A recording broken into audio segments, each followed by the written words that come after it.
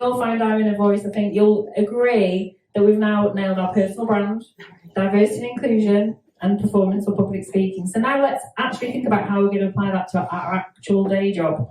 How do you ensure you've got the right processes in place, whether it's in your business or on your desk, to actually achieve high performance? We've got our next two guests have achieved phenomenal success. And the first is no stranger. He's not got his leotard on though. I'm really disappointed. He might not explain that to you, but I know this. He's no stranger to sharing his life journey, although I know he actually rarely does things like this, so I'm feeling exceptionally honoured to welcome tonight Ricky Martin, the founder and CEO of Hyper Recruitment Solutions, not the Latin singer.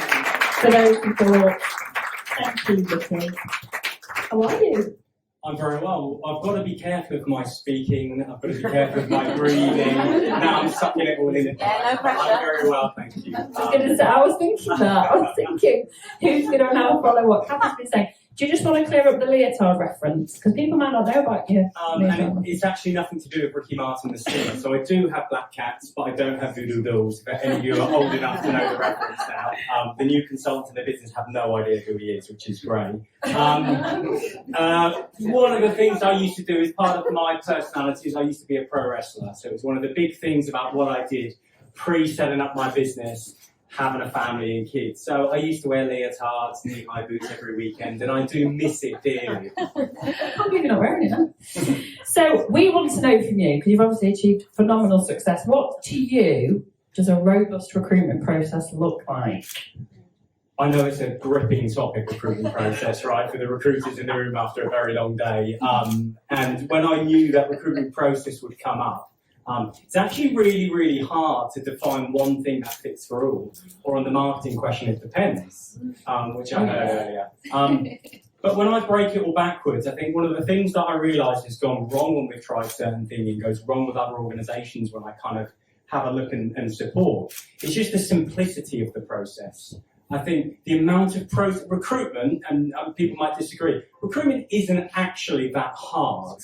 You don't actually have to be that bright and that intelligent to be brilliant at recruitment. You don't. I'm sorry, you don't. I might have a biochemistry background, I might have a degree in it, and that's why I do the life sciences, but you don't necessarily need those things to help. What you need is simple process that can be replicated, that aren't just in your brain, that aren't just in your gut, and can be delivered through multiple people again and again and again at scale, and process that can have enough agility to adopt with, whether it might be personal branding, ED&I, speaking, whatever it might be. Process that do allow different things in your business. And we've done a process recently, there's the word again, like we all are, it's an interesting world right now. But it's a tougher market, but a great market for opportunity that you can still win within. And one thing we've done is sat back and said, do you know what, we've been running for 11 years. What are our processes? And I kind of sat down and looked at them for bloody hell, this is the most complicated thing that when I was on my own starting the business, didn't really exist. But if I can say a couple of things on process, other than simplicity, it needs integrity in the process. I have to stress that. I saw a topic the other day in a recruitment group, and someone posed a question, and I don't know who they are, and if they're in this room and you posed the question, I'm sorry. But the question was, is anybody else considering getting rid of their CRM and investing it all into LinkedIn projects? And I was like, are you absolutely joking? Are you completely fundamentally going to ruin your business, never build some value, and never have any integrity in what you're doing? So when I say integrity, process needs to be simple. It does need to be audited. It does need to be archived. It does need to be well structured, and it needs to be easy to access. Wow. And I'm with you on the, you don't need to be clever to be a recruiter. I know, but technically, you know what I mean. No, that's really useful, and I love that you brought up integrity, because again, that's another word, a bit like authenticity, that just gets used over and over again. I don't think people actually know what it means. Who hasn't worked in a business that has honesty and integrity as one of its core? I mean, it's part of my business's name, but you know, it's tattooed on me. There you go. So obviously, we're here to talk about gaining high performance and achieving the best high performance for each of our, you know, businesses or our desks or just ourselves on a personal level. What would you say? What do you look for in high performance? And then what would you say are the three key things that we need to think about to ensure we're maximising our own high performance? I think on high performance, I think people need to judge. Recruitment, we are really, really bad at thinking NFI, money, target, over delivery, do a little bit more, get a little bit more. That's great high performance. I think it's understanding what high performance looks like in the organisation. And for me, when it really comes to high performance, I think you have to link it back to intrinsically the why you started your business or what makes your business tick, and it is the why. I think high performance in a business, okay, yes, let's not be honest, unless you're running a .org, we're not just trying to kind of give to the greater good with charity. We're running businesses, we're investing into business, we're investing into people, but we are also building value and we're likely to be making money, so we're doing that. Let's not hide the word of money that's in recruitment. I think people have all of a sudden lost the fact that it's here to make money and support people. But I think ultimately going to that why, I mean, high performance in a business, if I think of what we do as an organisation, we're helping the life sciences. It comes from the fact that I'm a biochemist, and really the biggest thing we're trying to do is change lives. Change lives by helping medicines and technologies get medicines to patients and save lives, either ours now, our families, or anybody in that healthcare world. So when we're looking at high performance internally, is it you've made a bucket load of money, which, yes, okay, on one indicator, financial success is there, but I'm sitting there thinking, I'm telling my clients that one thing we stand for is changing lives and supporting their process of changing lives. And then I'm paying everyone to bill a load of money at the same time. And we do pay commission, so I'm not going to go wild and say I don't pay people commission. But sometimes performance is a lot deeper than just the financial side. So yes, if we put financial as high performance, I'm not going to step away from that. I'm going to look at value and kind of lead into that value. Are you building into what we stand for as an organisation? Because if you are, I can build high performance in my organisation, I can replicate high performance, I can breed, support, coach, or even adapt the business around the people that we have. So high performance, okay, monetary will be one measure, it's a simple one to measure. Things of value and vision, very hard to look at, but actually, if you are looking in your organisation and you can see people demonstrating certain things and you are rewarding it, you are recognising it, you are putting them on the pedestal for it, other people follow really quickly. And I think high performance comes much better in a culture of togetherness and a culture that is linked to a why and a why that people really believe in.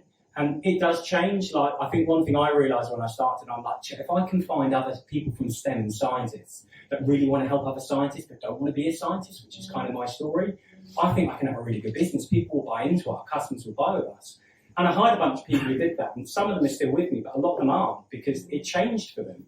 The money changed them, their why changed. The why wasn't linked to mine. I started realising there were occasions we were drifting because one director has a hard, old school stance of recruitment, and I'm like, was a little bit, well, no, it's about changing lives. We're all life changers. You're not recruiters, you're life changers. And we went through that. So I think high performance, I've given you three. Financial, I think it's the why. Is it linked to the why? Can you make it better? And ultimately, it's going to sound really, really woolly here. Are you happy? Like, happy people perform brilliantly. Happy people are normally engaged with your organisation and they will normally go the extra mile. So is it an environment of a business that can allow people to be happy, enjoy what they're doing in the market we're in right now, be excited for what's next? I love that, I really do. And I think what I like is that there's like a golden thread through each of the guests this evening, because we're talking about communication, we're talking about collaboration, and I think having that sense of why we're all doing it, why we're all here this evening, we all want to improve ourselves, we don't want to stand still. And thank you for sharing your own sort of professional journey that ultimately, I think Amelia talks about it, like, you know, people don't stay with you forever.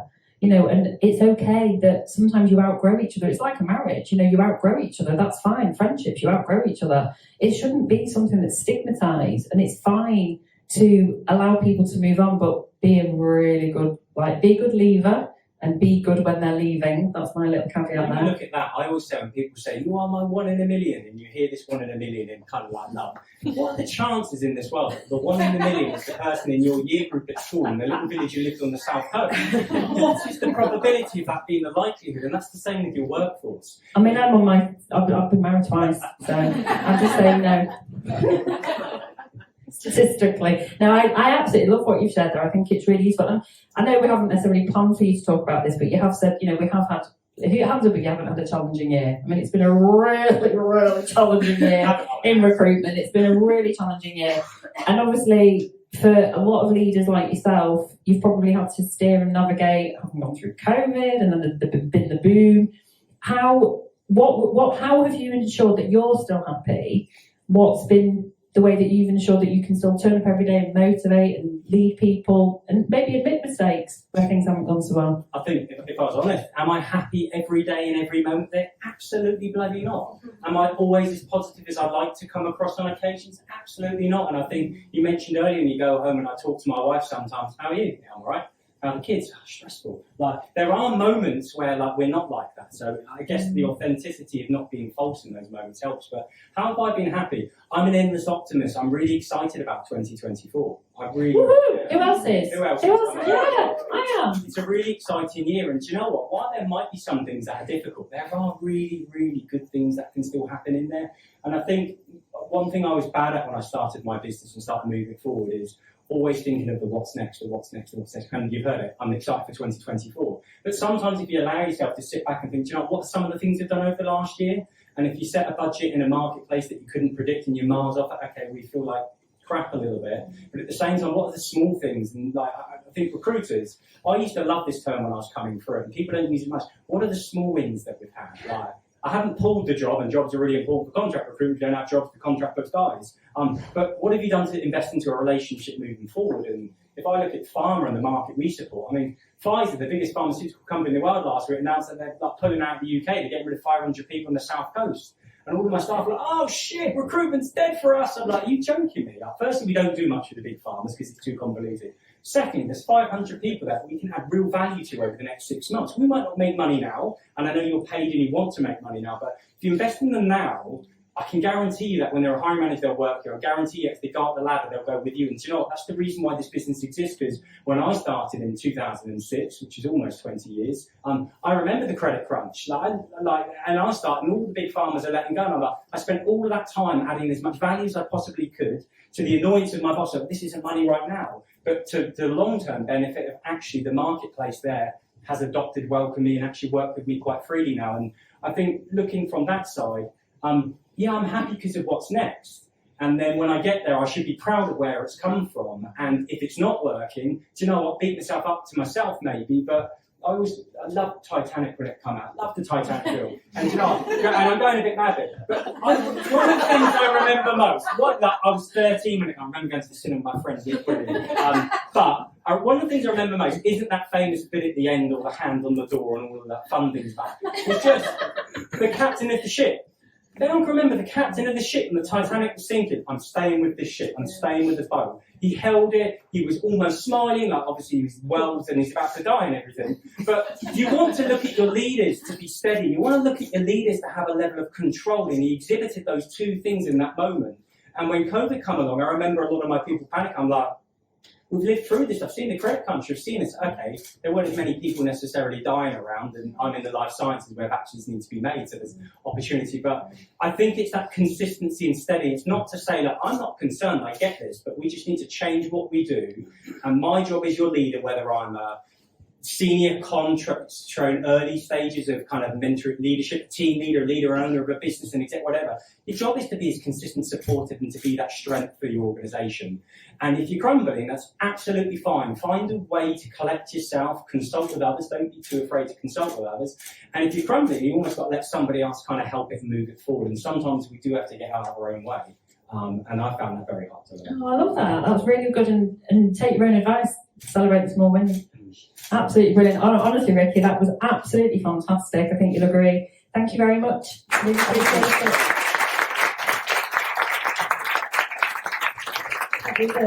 Sugar's most successful business partner and apprentice, I believe. I won't want to brag. So how do we take Ricky's advice and add to this? How do we ensure that we are constantly evolving? And how do we, most importantly, protect our assets and all the efforts to ensure that it's not risked in the future? Who better to ask than the formidable Kate McCarthy-Booth, founder and board member of McCarthy Associates and BBC Business Expert. I know it's really hard to get on. She did it! Woo! I can go now. I got on the chair. So, Kate, thank you so much for joining us. Some people might not be familiar with who you are. Would you like to just give a little intro? Okay, I'm Kate McCarthy-Booth. I founded McCarthy Recruitment nearly 20 years ago. That makes me really old. And MBO'd, which I think we're going to talk about. And now do a lot of non-exec work, consultative work, massively diverse actually, across lots of sectors. So marketing businesses, a quarry business at the moment, as well as kind of talent recruitment kind of expert stuff within bigger organisations. So really diverse at the moment. I wanted to give Kate an opportunity to explain her background a little bit because we are going to talk about exits, etc. So, obviously, thanks to our guests so far, we're on this journey and we're talking about high performance. How do we ensure that as employers, as recruitment leaders, how do we keep hold of our best talent?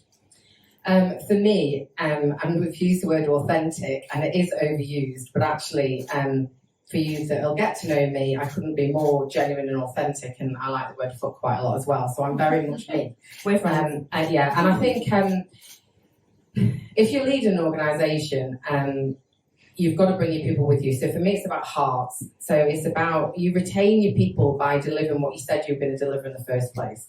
So a no bullshit approach. Real strength in leadership, I also think, is about being able to be vulnerable. So I totally, what Ricky was saying there about, when the shit hits the fan and COVID, you were in an industry growing, we were really predominantly in retail. We lost 95% of our work within a 2-hour period. And we'd literally MBO'd 2 weeks before. I hadn't gone yet, and they just looked at me, well, what the fuck, Kate? And I said, I don't know, but we'll fucking work it out.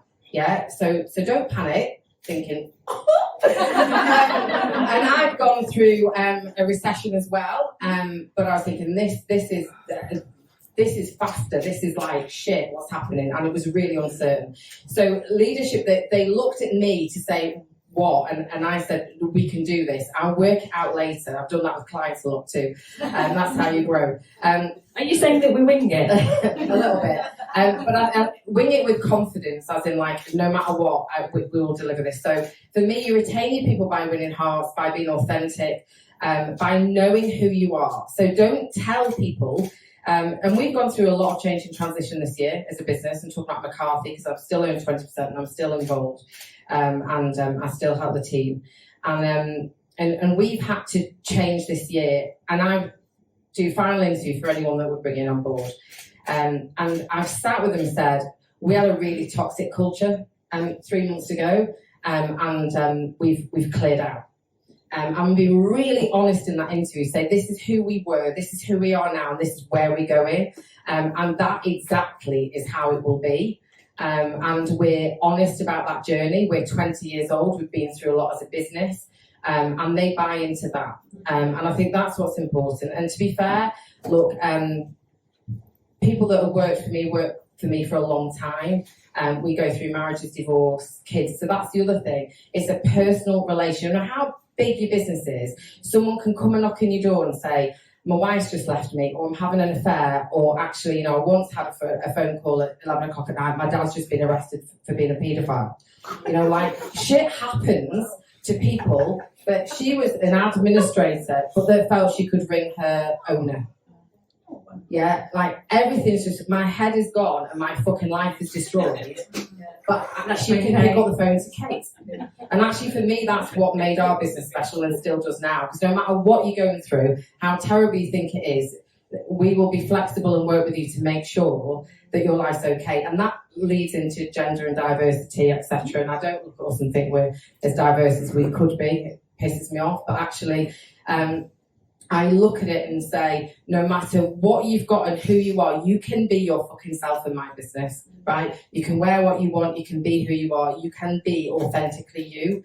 And that is what makes people stay with us. Yeah, no, Wendy's clapping. I think we're all clapping for that. Absolutely, shout that round up.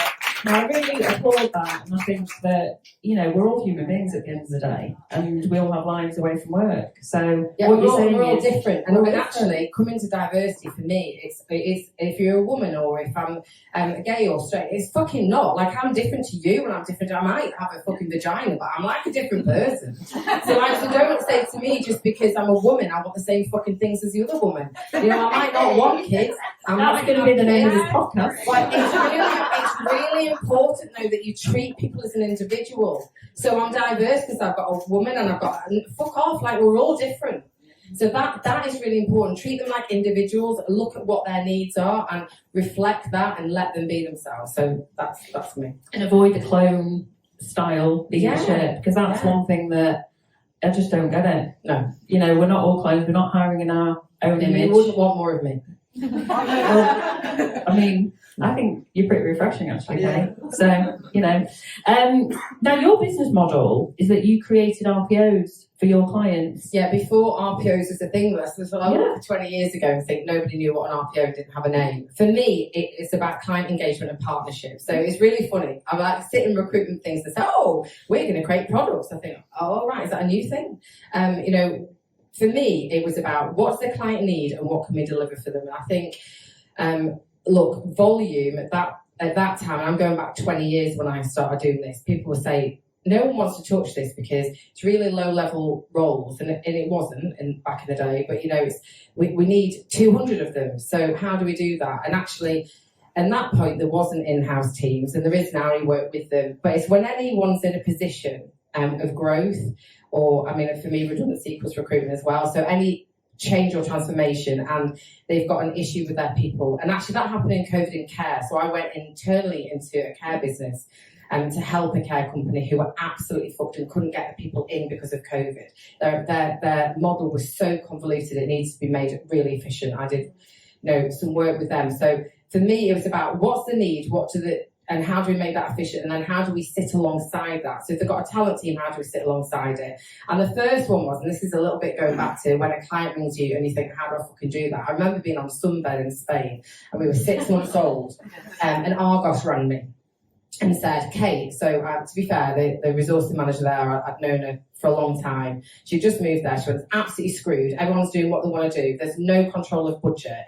Can I just give the whole lot to you for a year? Can you sort it out and then can you flip it back in?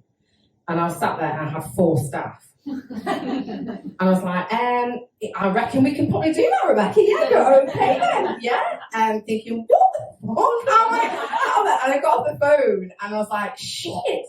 But this is a massive, like the whole of fucking Argos. Like, what the hell? And that was probably the first, and that taught me how, like, I went in, sorted it out, created it. We were outsourced for about 2 years. I then recruited the in-house team, trained the in-house team, and then we worked alongside them. And that was our first mini RPO. And then we replicated that and did it differently, did it better, added consultancy in. So we've been doing consultancy for, 10 years, where I'd go into a business, tell them everything that was going wrong, what wasn't happening, and then we would tag along. So this is how you improve it to save money internally, but then when you can't do it, you come to us. And then 90% of our work, in fact, I'm saying 90%, I would say probably even 98% at the minute, and the guys are over there, is fully exclusive. We do not work contingency. And that's why I've asked the question, because I think that each and every one of us can in some way incorporate that level of partnership into our clients in whatever way we can. Our time is too precious to be working contingent roles.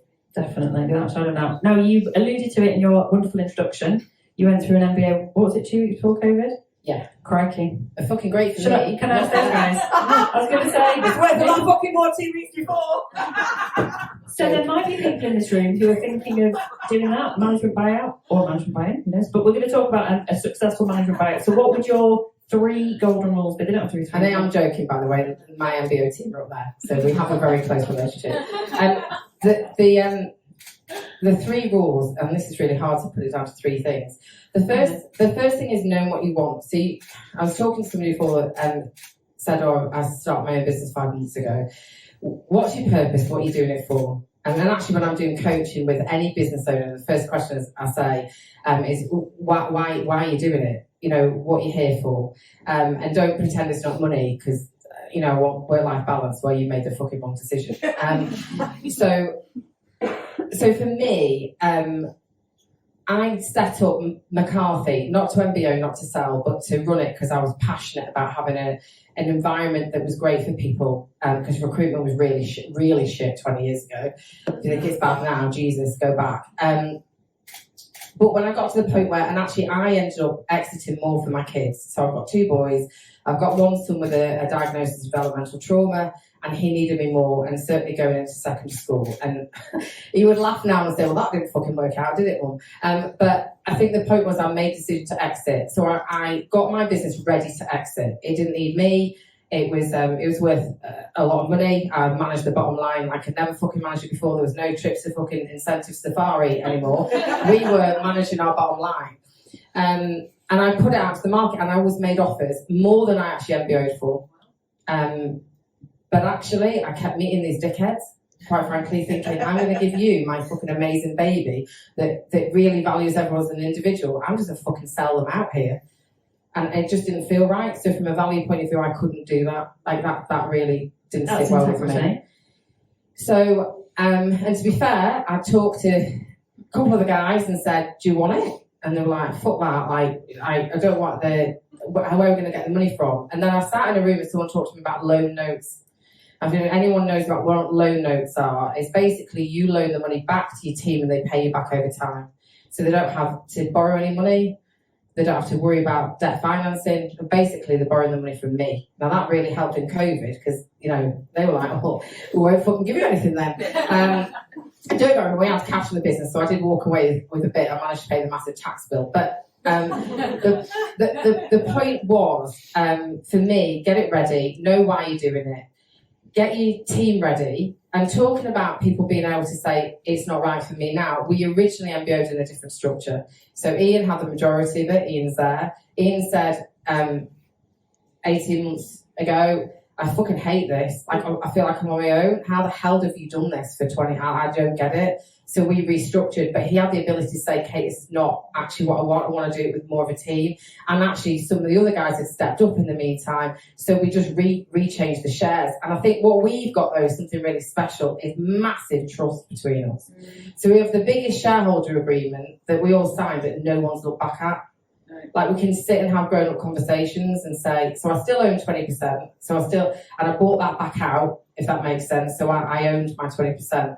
So trust, especially with an MBO. And I talked to somebody recently that is currently MBOing with their owner, and he's just being fucking greedy. Like, there's a bit about, and anyone who in here has owned and run a decent-sized recruitment business, we've all fucking done well out of it. Like, you know, as my late father-in-law said, you can only eat one dinner, Kate. Like, do you know what I mean? But do you know what I mean? And maybe I'm just not greedy, and that's not, I mean, actually, people say you've got to be driven for money in recruitment. That's actually not my driver. My driver is people. In fact, my husband says to me a lot, you'd have made a lot more money if you were ruthless and you were actually that kind of typical business person. For me, it was about team, people. So when I MBO'd, for me, we've done it on loan notes. So they still owe me quite a lot of money. I mean, it's clever for them as well, because there's something always in it for me until I'm paid out. I'm not going to just fucking walk off to the sunset and go, they would have, even if I had, I would have gone back because my heart's there. And we're a team, but trust and not being greedy and setting the business up for success when you go. You know, I worked in COVID when it hit, to give you an idea, we were literally fucked. And I went and got a consultancy job and worked and put that money straight back into that business that I just sold. But that's actual really giving a shit about your management team. So for me, that's MBO. And if you're thinking of MBOing and buying somebody out, just be really fucking careful you don't overpay them, and really careful that you don't borrow a load of money from a bank that then just turns in on you and you think you can do it. Owning a business and working for a business, whatever you think, is really, and everyone in recruitment says, oh, I can start my own business. I'm like, oh, you know, you can with daddies, I'm going to move my fucking desk, I'm going to go away from home, and you know, because all that money on the board, it's not fucking like that. It really isn't. Wise words. Absolutely fantastic. And thank you for sharing that incredible journey with your team over there. Wonderful. Thank you. I mean, I don't know about anyone else, but I'm starting to go, we're getting this amazing insight from all these incredible guests. I just can't believe it. My ambitions are like rocketing through the roof, honestly. So what's next for you sat here now? So the secret entrepreneur in you, maybe. Or maybe the final two panel guests this evening might actually one day be next to you in the driving seat as you do set up on your own. Perhaps that is you. Some of you might have already done that. Maybe you're growing teams. Now, we want you to ensure that you can get a fulfilled life so that you can go and sit on that desert island somewhere. Now, I'm going to invite to you today the second to last panel guest, Mike Ames, who's the founder and scalability consultant. Welcome to you, Mike. Definitely really device is short, I think. How are you? I'm very good, actually. I was just sitting there, I was just blown away by all those speeches. I was hoping that they'd get worse and worse, and they got better and better. It's incredible, It's isn't my it? turn. So, oh dear me, yes, here I am anyway. Thank you for inviting me. Thank you for coming as well. What a great event. Well, I was on your show, wasn't I, this year? You were, yes. My Games Recruitment show. It was fantastic. It wasn't in real life though. This is the first time we've actually met. Which is lovely. Tonight, I've not seen before. So. I know, it's so lovely. But some people might not know who you are, so give us a brief intro. Okay, so I work with recruitment business owners who are frustrated, really. The business hasn't turned out the way in which they imagined. Sometimes they're actually disappointed by it. So it's not giving them the income, it's not giving them the freedom that they wanted, and they can't see a way that they can actually build that wealth eventually to retire in style. And many of them have been yo-yo companies, so they've grown and shrunk a couple of times sometimes. So they lack clarity and perhaps the confidence to know what to do. And my consultancy helps them to do that, to grow that business. It gives them that satisfaction that they're actually looking for. Fantastic. And we're going to talk today about those in the room who might one day think about exiting a business that they might not yet have started, but there might be some people in here who have businesses. So how do leaders determine whether they should exit and then what their exit strategy should be? Okay, well, I've only got sadly 15 minutes, and that's a big question. I realise that. I know, yes. I think it's been hard for all the guests too. Okay, so let's look at some data on this. So there's around about 32 to 34,000 recruitment companies in the United Kingdom, somewhere in that neck of the woods. Last year, 106 of those were sold. The year before, it was 92, and the year before that, it was 47. Statistically, you're about 0.3% likely to sell your business for a lot of money, which isn't very good odds, really.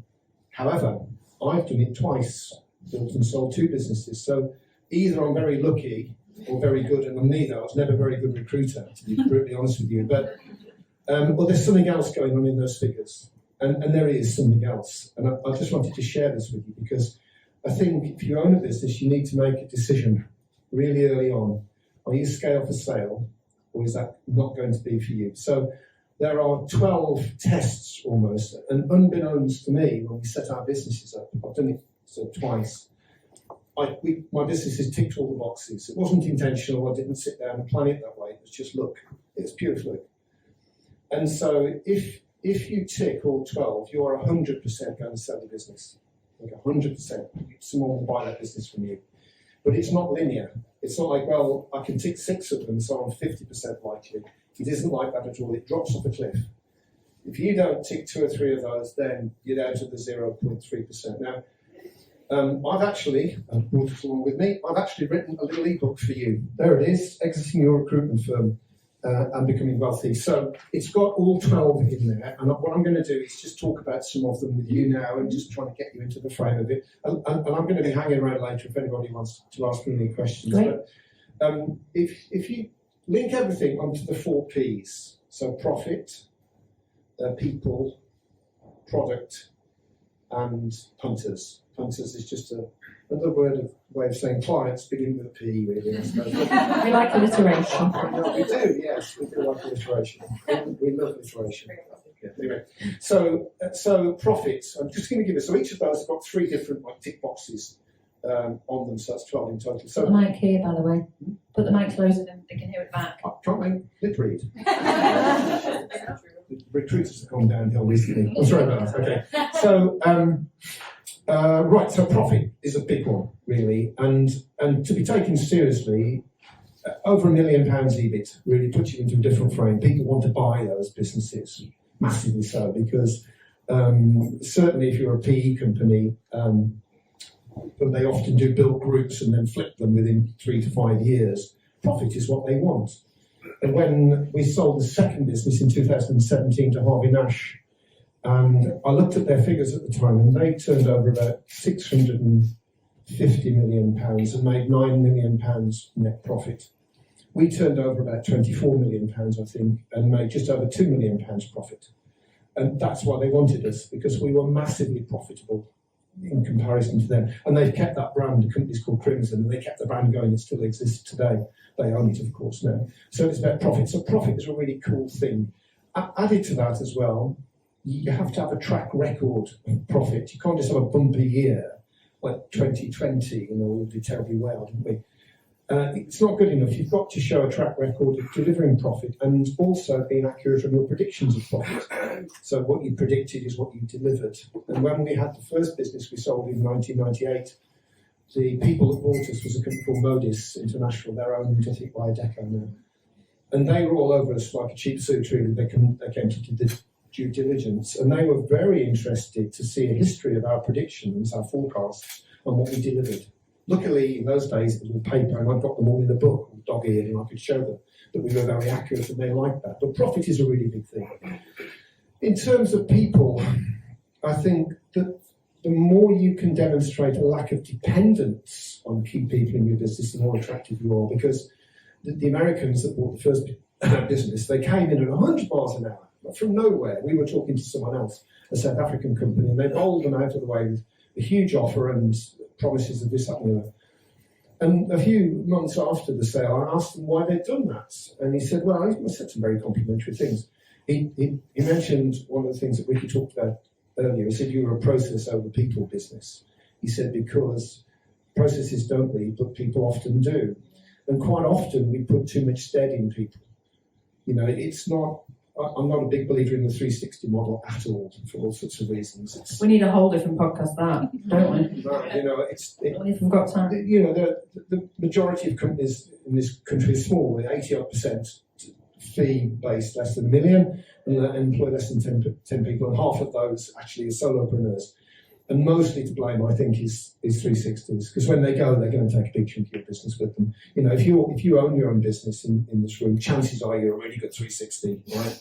Now look at you. So if you go to work tomorrow and you look at that top biller doing that 360 malarkey, you're looking at the future competition right there, almost certainly. So 360s is a pain in the arse, but I do think if you build a business that demonstrates no dependency, so it's about processes, it's also about tools. So I think tools are more powerful than processes, actually, because what a tool does is simplify, speed up, and standardise any activity that they apply to, which means that average people can deliver outstanding results. And here's the skinny on that, right?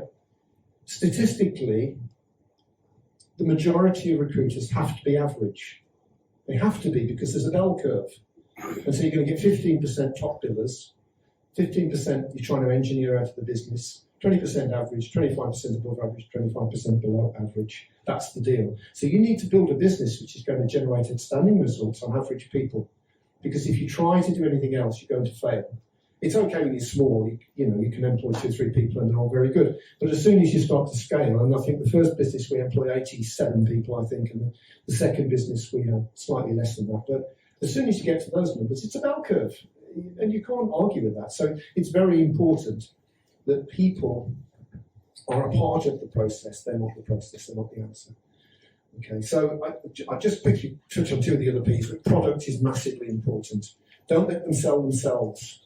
Because if they sell themselves, their clients will be loyal to them. And if they go, then the clients will go with them. Get them to sell a product. And I don't mean good, better, and best. And it's so 2020, right? We've all moved on from that now. Massively so. So it's now a flavour of recruitment, this something it's called. So you sell the product. It also means people who are average can learn to sell a product and they can deliver some great results. Are you talking about solution selling when you say product? Not necessarily. A product, really, in terms of a service, is just a way of representing what you do and how you do it in a style that someone can recognise it and like it. It's just, I like that. It's a flavour, really. So it's at the core of what you do. And then there's a whole bunch of things that sit around that which give you a flavour. I think it was Ricky that said earlier, recruitment's easy. Well, it is. It's 4 boxes on the whiteboard. Get vacancy, find candidates, qualify candidates, place candidates. That's it, really. So you've got to differentiate with the things that sit around that. So it's massively important. So products, hugely important. And you have to have something which is distinct about your product when the buyers come, because that's what they want. They want a niche. Do you mean a USP? USPs is a little different. So USPs, the easiest way to find USPs is just ask your clients. It's the easiest thing in the world. When I start working with people, that's the first thing we do. Go and speak to your clients and find out all the agencies they could use, they use you.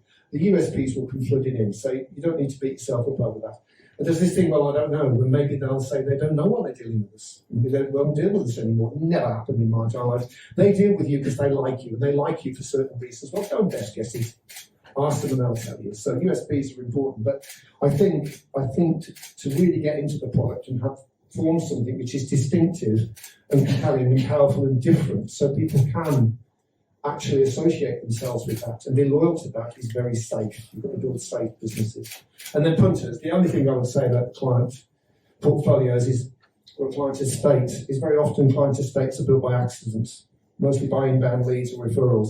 You should grow your client estate on purpose. It should be structured in such a way that you're not beholden to 2 or 3 really big clients. They're the kind of clients that work in the way that you want to work, they'll pay the money that you want to pay, they've got the vacancies that you want to give. And also, they do multiple vacancies because that's where you make big money. If you're a spot deal provider, damn, that's a hard way to make money, you know. So I think those 4 Ps are a good way to grow a business anyway, but they will make you attractive.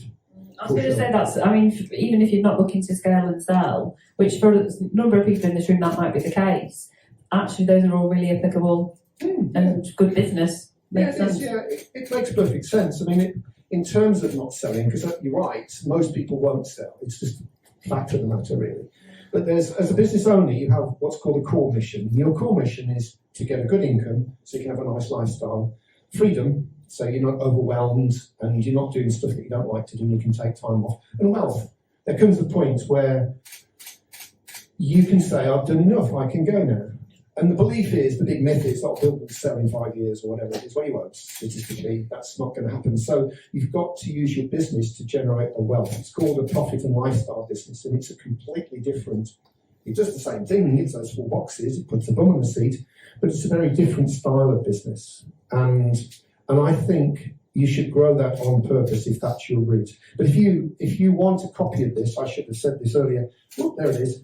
We're not going to hassle you or anything. You just have a copy. You can DM me or connect with me on LinkedIn, or you can send an email to mike@flair.co.uk and I'll send it to you. It's no big deal. But first thing is to figure out whether you are potentially going to be a saleable business, because if not, profit and lifestyle is the next thing. And that's about profit. See, growth is expensive, massively so. And that's why a lot of companies like Harvey Nash, they don't make as much profit as they could because they're organised for growth. We rarely do we deal with business owners who like peeing contests. You know, how many people do you employ? How many offices have you got? Look, we've taken our team to Dubai. It's not our kind of people at all, really. We deal with mostly family people who want profit and lifestyles, really. And as soon as you've made your mind up to go down that route, I don't know whether anyone in the room are gardeners or not, but just me then, obviously. It's so old. But look, if you're growing tomatoes, you get them to a certain height, and then you pinch the top out, and you start taking the leaves off at the bottom. And the reason you do that is the energy that the plant will put into growth, it now puts into fruit. That's how you work it. It's the same in the business. You can get it to a certain size, and then you don't need to grow anywhere near the same speed. I think you should continue to grow, but you don't need to accelerate. And all that energy goes into profit. Profit is about productivity, about using the tools and the processes that you have. One great measure, I'll give you a couple of measures, you probably already measure them. You measure the ratio of every pound of salary that you pay out to every penny of profit that you bring in.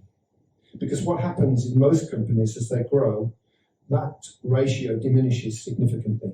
And it's because when you hire people, you obviously become less productive for a time, obviously. So you're paying out salaries that are not bringing in the profits. You never quite get back to where you were before. So as you grow, that productivity drops. And it's called a scissor company because the turnover goes up but the profit comes down. That ratio is one of those ways that you can monitor it. And if it's going south, you should do something about that because you're going down the wrong way. So I think there is almost like a climb down. You say, I'm not going to sell my business, I'm a failure. Au contraire, most people won't sell their businesses.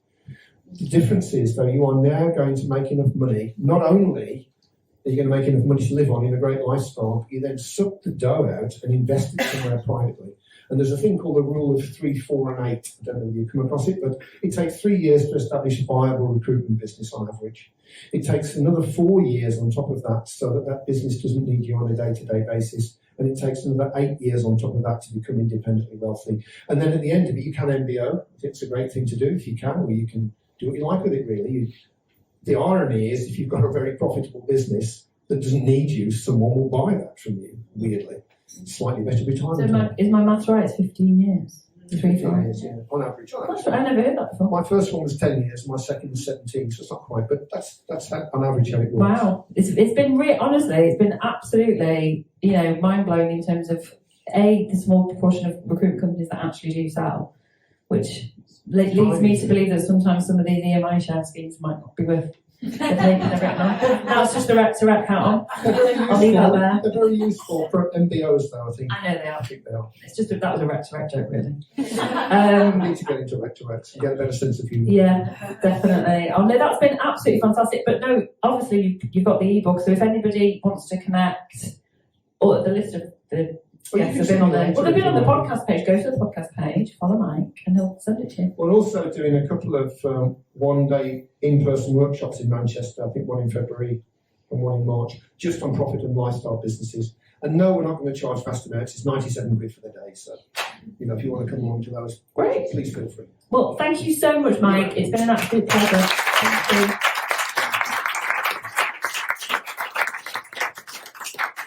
So many things to take away from today. So our final guest, can you believe it, is the expert here for those who are hoping one day to take the plunge and actually set up on their own and be their own boss. So let's keep the energy up in the room and save the applause for Edmund Blogg, the founder of Recruitment. Welcome to you, Edmund.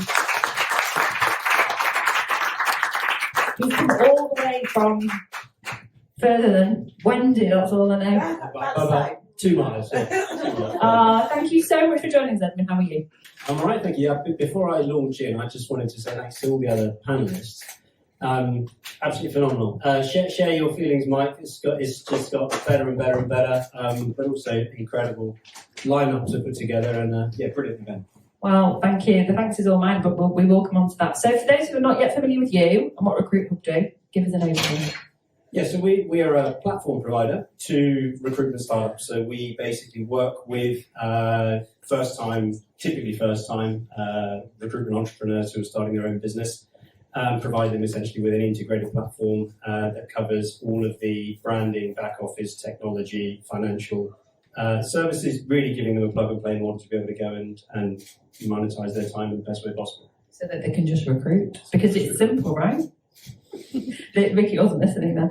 So how do we know if we are either potentially the right person to go and launch on our own, or if we're sat here as leaders, how do we know we have got people in the business that could be entrepreneurs or intrapreneurs? Yes, I think the question of intrapreneurs is fascinating. I'd be curious to know how many people in this room have had 1 or 2 individuals in the companies they've worked at who were not the founders, who've been transformational in that business. Show of hands. How many people have had some real game changers in the company? So I think it's an incredibly important piece of every company's growth, and it probably comes down in large part to a couple of different things. It comes down to your approach to hiring, for sure, and I think a lot of people that we work with in our world who are building businesses for the first time have a default mentality that the first hires they need to make are people who are going to plug near-term gaps. And there's a risk of setting the bar extremely low, thinking what I need here is just a little bit of extra capacity. And businesses that we've worked with and across our network that have grown faster have had a very different way of approaching that, and have looked at it and said, who is the best person that I can possibly persuade to come and join my company? And the way that they approach their hiring process and their interviewing process and their scoring process switches from, is this person good enough to get the job done in the first 12 months of the job description, or is this somebody I'm lucky to be able to bring into my company, I'm lucky has chosen to work with me? And following on from that, you have a piece, I suppose, then around your corporate culture in terms of how do you promote the company's appetite for people to continually reach for more in their role. How visible is it that your organization wants people to always be pushing the boundaries of their role?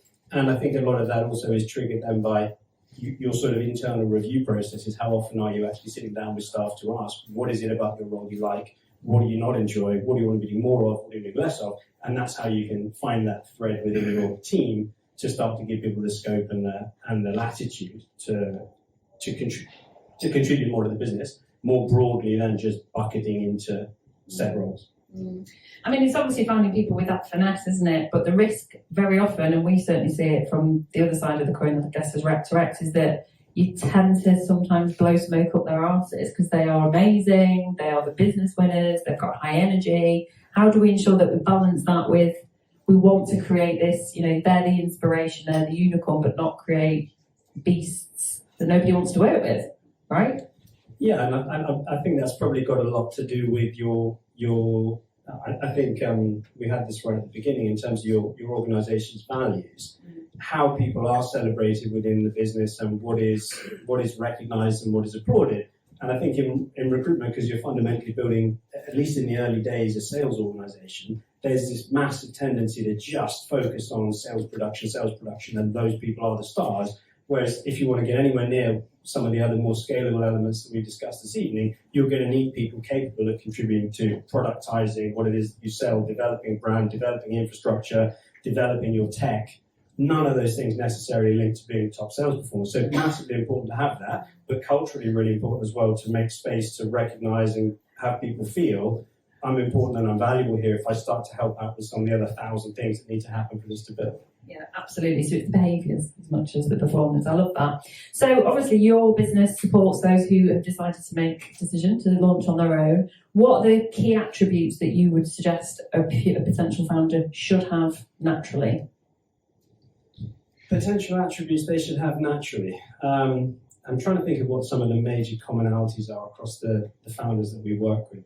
I think without a shadow of a doubt, the most important thing is why they're doing it. Absolutely critical. Everybody that we work with who's been successful has had an incredibly clear mission for themselves on a personal basis, and doing it in reaction to a downturn in the market, to some frustration with commission, to something that is fundamentally very short term, is obviously an extremely rocky base to try and build an enterprise on. So the key thing has to be the majority of people that we've seen succeed, it's kind of their only path in life. There's something under their skin. They wake up every day and feel, if I don't own this, I'm renting in somebody else's organisation. And if you don't have that real drive, you're probably not going to have the tenacity to deal with all the bumps and shit that's definitely coming your way. So don't have a plan B.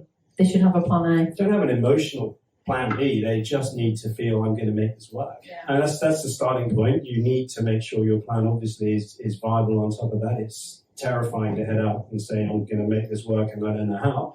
But I think the drive has to be very, very real and not simply something that feels good in the moment. Yeah, no, I agree with you. And for the fortitude to actually know that's where I want to be. What would you say wouldn't make a good founder? I think it's really challenging. I mean, a huge part of it obviously has to do with your background in recruitment. If you've been exposed to great examples, if you've been exposed to leaders and business processes that equip you to go almost with a kind of blueprint for what is going to work, you're very fortunate. I think Mike made a great point. With almost everybody is going to be from a 360 background or have that 360 experience. It's extremely difficult for people that don't have the sales piece to go and start their own firm, even if they're phenomenal recruiters. If they've never actually gone and approached a new prospective client, it's really, really tough. So those are some key elements that I would say definitely shouldn't be missing. I was going to say that I think Kate might have just popped out, but Kate was alluding to, and I don't think it was said flippantly, but anyone thinks they can just go and do it. What do I need? A laptop, phone, LinkedIn license. Right. What are your thoughts on Kate's observation? That not anybody can do it. That's 100% true. Yeah, it's completely right. I think probably we spend the most time with people that want to start their own recruitment businesses, analysing the viability of their go-to-market strategy as the starting point. And that there's a load of stuff that plays into that. Is your niche that you are focusing on a genuine niche? A lot of times we'll spend ages narrowing down where exactly is this initial client candidate traction going to stem from. And software engineering in the US is not a niche. It's nowhere near being a niche. You get it down to fintech it's not a niche. What are we doing within fintech? What type of fintech companies? And ultimately, I think we've always seen success where people have got a super clear, very, very tightly defined sort of talent pool candidate community where their clients have to hire from, will pay a premium to hire from, and go and nail that niche, and that's the starting point. So that's critical. The other things that kind of get under people's wheels, I mean, there's hundreds of them. Definitely not everybody can do it. The resilience you require is absolutely massively different to being a recruiter. I think a lot of people think, hey, I've worked in an agency, I've had people hang up on me, I can fucking do this. Running the finances, feeling the stress of that, being an ice cold brand, not having any of the kind of critical mass behind you, zero track record as that entity, all of that is this headwind in your face the whole time. So, and having nobody around you typically to be able to pick you up and kind of jolly you through the tough days, it is a totally different ballgame. So just being realistic about that, you've got to be massively tenacious. So those are two things that make it a lot harder than it seems. And I think also, we talked a little bit earlier about kind of USPs. People sometimes are rabbit in the headlights when they get to go and approach their clients, think, fuck, what is it that I do that is going to win this business? And it's something that they didn't encounter, even if they were phenomenally successful in an agency, because they had this kind of, there was some brand awareness, there was a database, there was a track record, and ultimately like, shit, now it is literally just me. I'm one human being, and I'm going to take on the entire global human capital market and try and make some money out of it. Where do I get in? And so having that really, really almost we use this really exhausted analogy of a footballer kind of mentally placing their penalty kick before the game starts. It's just knowing where are the fees coming from in that first kind of 90-day period that you're launching is a huge determinant of whether they'll succeed later down the line. It's a good visual to that. No, I totally agree with you. Now, we're a little bit like magpies in recruitment. We like shiny things, we like to buy things, we like to subscribe to things.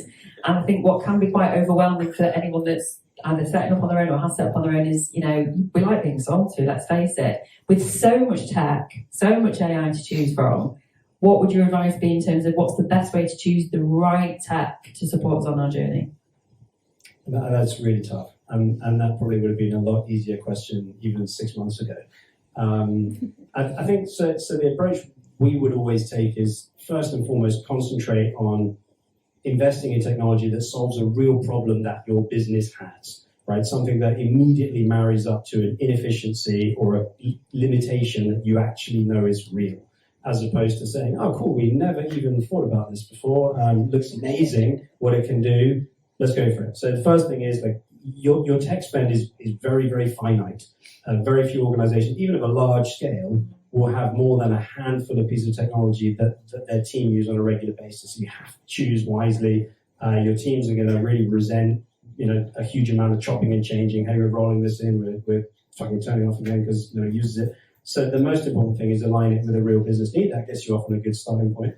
I think the second thing that's probably useful, if it's not something that you have a lot of experience with, is just starting to get into the mindset of attempting at least to quantify the ROI that you expect on your technology investments. And that's probably easier said than done, but starts from a point of having some good data around how your business's current status is and understanding how you expect that data to change as a result of your technology investment, and really just kind of running a feasibility exercise on that. Buying from gut instinct and just simply saying, looks cool, we can afford it, do it, is disastrous, obviously, but probably very fucking common.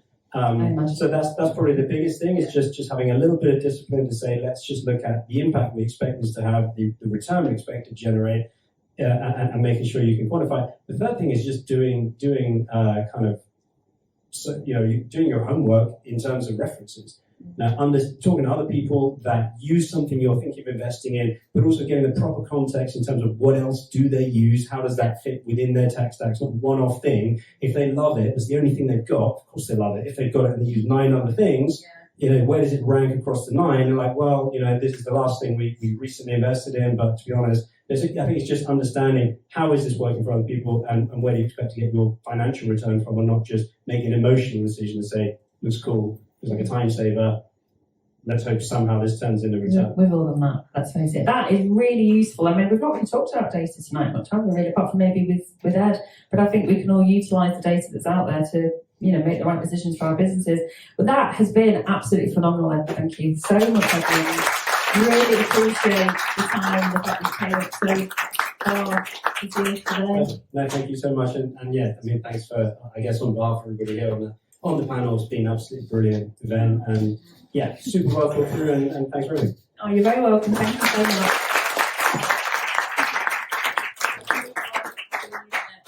Oh, I can't believe that the panel's finished. I'm actually going to try not to get emotional. Now, we did ask for questions in advance, and only one person who gets the star prize, Kat Reed, sent one. So, would you like to read it out, or would you like me to read it out? Would you like a microphone? Yeah. Come on, you can come up, Kat Reed. Say hi to Kat, everybody. Hi, everybody. I'm going to have to find my. I've got it. There you go. That for you. So organised. So this is for quite a lot of people, not just the panel in the room. And to give a bit of context, I run an HR consultancy for small businesses, and that includes some recruitment businesses. What I've been finding a lot recently, and I know that Leisha and I talked about this when I said it, and you were like, oh, bloody good question. I was like, thanks, Corinne. Because the recruitment market for hiring recruiters has massively, massively changed.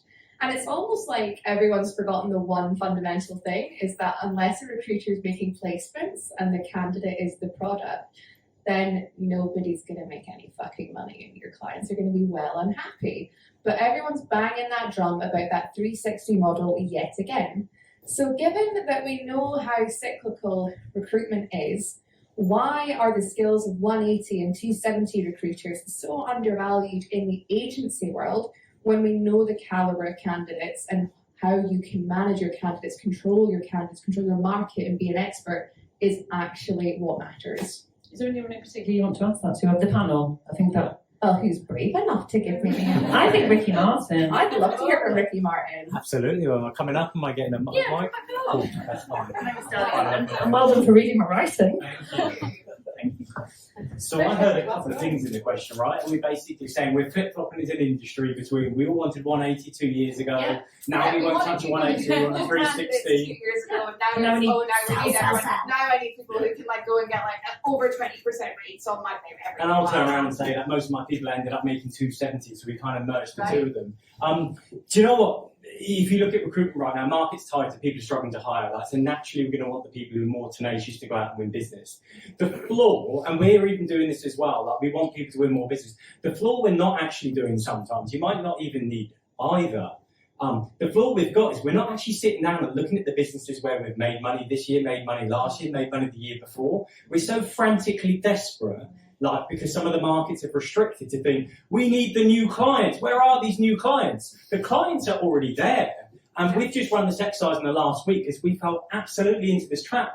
We've tried to bring 180 people over thinking we can develop them, we can coach them, but the speed of getting to where we want isn't where the numbers are landing. So for me, I'd almost take the question, change it a little bit. We need both. We also need 180 salespeople independently. Are we looking at the model slightly differently? Because where we did really well at the front end of the organisation is I was bringing buckets loads of business in. Loads of business was coming for multiple reasons, inbound, whatever, and different bits and pieces. And we developed people to be really, really good 270. And when the market got tight, I'm like, shit, that 90-degree gap is really hurting us right now. What are we going to do for this? So we went after 360. And then went after 360, that weren't quite up for it because they were the rubbish ones that didn't make it elsewhere. I'm sure a couple of ones, but they were the rubbish ones. Everyone let them ones go. We hired them because they're 360. And then we started doing some 180. But actually what we've found to start working again is trying to take a step back from all of it and breathe and look at the process and look at who's actually buying. Because those candidate pools, I mentioned earlier, companies letting go, those candidate pools and the art of talent development, the art of talent pooling, the art of brand association in your business in that talent pool will buy and will be bought by your customers in the next kind of 12 to 24 months. So I haven't fully answered your question, but I think there is something in between, to be honest with you. I think Have we got data people in our business, or are we the data leaders where we can look at where the money already is? And are we so desperate to jump for the next pound and not looking at where the current pound is? And we're doing something at the moment, we're doing a little bit more in the US because we didn't do it. We thought, let everyone else get distracted with the US because we'll dominate in the UK. And now we're like, shit, the UK's a bit hard, right? We need to get a US dollar. But I keep saying, let's not swap a pound for a dollar. Let's just bring a dollar alongside it. So we have to have a mind on the current price and the past price. And that, again, it doesn't answer your question, but I think that's where slight businesses are getting it wrong. Desperation for that needs 360. I think we need both, and I think there's multiple options, and I think winning mini RPOs and having value from solutions liberates that side at the same time, and there's definitely an answer coming from over here. So, She can't get up. For me, it's about, I fucking hate 360, 180. I hate that fucking word. How about just hiring someone who's got fucking talent and potential and I'm sticking them in what they're fucking good at? And if you want to do things, do it. If you don't, fucking don't. You know, fill a vacancy, don't fill a vacancy. And actually, if you're shit at controlling the candidate, just find the fuckers. Someone else will control them. Like, stop giving it a fucking label. Oh my god! Thank you, Ricky. I mean, what a way to end the podcast. I'm just nominating you two King and Queen of Recruitment. So that is a wrap.